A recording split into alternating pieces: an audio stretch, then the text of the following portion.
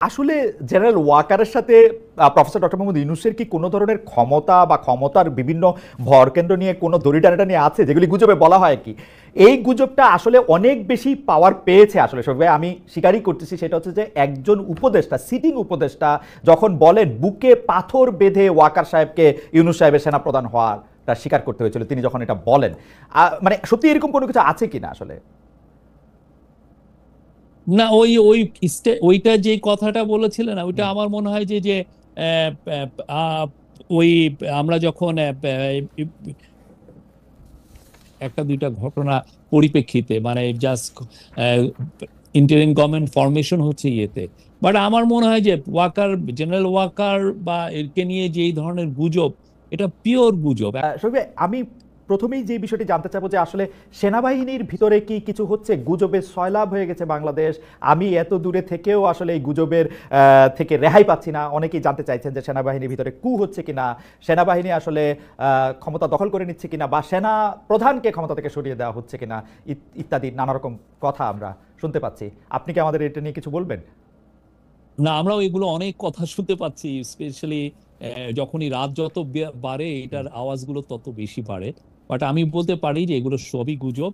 আজকে যেমন ধরেন আইন শৃঙ্খলা বিষয়ে একটা বড় মিটিং ছিল, সেখানে চিফ অ্যাডভাইজারের নেতৃত্বে মিটিং হয়েছে। সেখানে আর্মি চিফ ছিলেন, নেভি চিফ ছিলেন, এয়ার চিফ ছিলেন, সাথে আমাদের হোম অ্যাডভাইজার ছিলেন, তথ্য ইয়ে national security adviser Khalilur Rahman ছিলেন, এবং আমাদের ফরেন অ্যাডভাইজার ছিলেন, এবং অন্যান্য সিকিউরিটি অফিসিয়াল ছিলেন।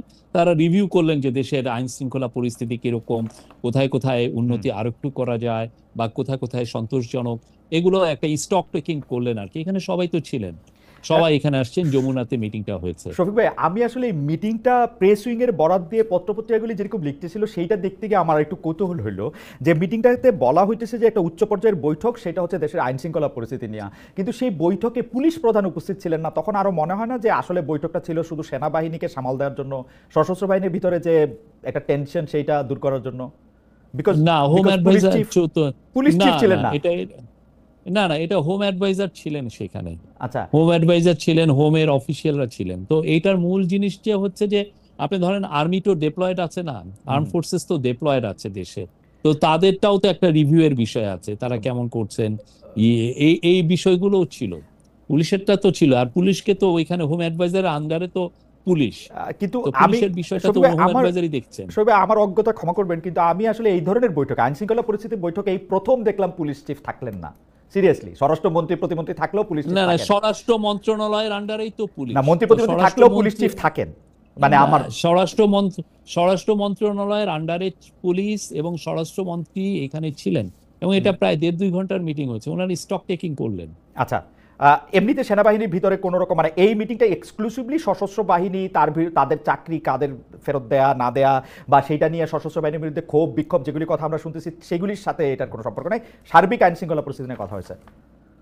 জি জি, সার্বিক আইন শৃঙ্খলা বিষয় নিয়ে কথা হয়েছে, স্পেশালি ঢাকার বাইরে এবং ঢাকার মধ্যে। ঢাকার একটা কিছু কিছু জায়গায় আমরা মনে করছি যে আইন শৃঙ্খলা পরিস্থিতি আরো বেটার হওয়া উচিত, আর সব জায়গায় যাতে স্ট্যাবল থাকে আমরা, তো সেই বিষয়গুলোই এমফাসিস দেওয়া হয়েছে। শফিক ভাই, এই বিষয়ে আমার শেষ প্রশ্ন যে আসলে জেনারেল ওয়াকারের সাথে প্রফেসর ডক্টর মোহাম্মদ ইউনূসের কি কোনো ধরনের ক্ষমতা বা ক্ষমতার বিভিন্ন ভরকেন্দ্র নিয়ে কোনো দড়িটানাটা নিয়ে আছে যেগুলি গুজবে বলা হয় কি? এই গুজবটা আসলে অনেক বেশি পাওয়ার পেয়েছে আসলে শফিক ভাই, আমি স্বীকারই করতেছি। সেটা হচ্ছে যে একজন উপদেষ্টা, সিটিং উপদেষ্টা যখন বলেন বুকে পাথর বেঁধে ওয়াকার সাহেবকে ইউনূস সাহেবের সেনাপ্রধান হওয়াটা স্বীকার করতে হয়েছিল, তিনি যখন এটা বলেন, মানে সত্যি এরকম কোনো কিছু আছে কিনা আসলে? না, ওই ওই ওইটা যে কথাটা বলেছিলেন না, ওইটা আমার মনে হয় যে যে আহ, আহ, ওই আমরা যখন একটা দুইটা ঘটনা পরিপ্রেক্ষিতে মানে জাস্ট ইন্টারিম গভর্নমেন্ট ফরমেশন হচ্ছে ইয়েতে। বাট আমার মনে হয় যে ওয়াকার, জেনারেল ওয়াকার বা এরকে নিয়ে যে এই ধরনের গুজব, এটা পিওর গুজব। এখন এই গুজবগুলো কারা ছড়িয়ে মজা পাচ্ছেন, বা এক ধরনের, আমি তো মনে করি যে এই গুজবগুলো ছড়িয়ে একটা দেশে একটা ইনস্টেবিলিটি ক্রিয়েট করার একটা চেষ্টা হচ্ছে। প্রফেসর ইউনূসের সাথে জেনারেল ওয়াকারের খুব ভালো সম্পর্ক। প্রতি মাসে 1-2 বার উনি আসেন, এসে কথা হয়। আমাদের সারু মাঝে মধ্যে এফডিতে যান, এক দুইবার গিয়েছেন, তো সেখানে তো প্রতিনিয়ত তো এই কথাবার্তা হচ্ছে।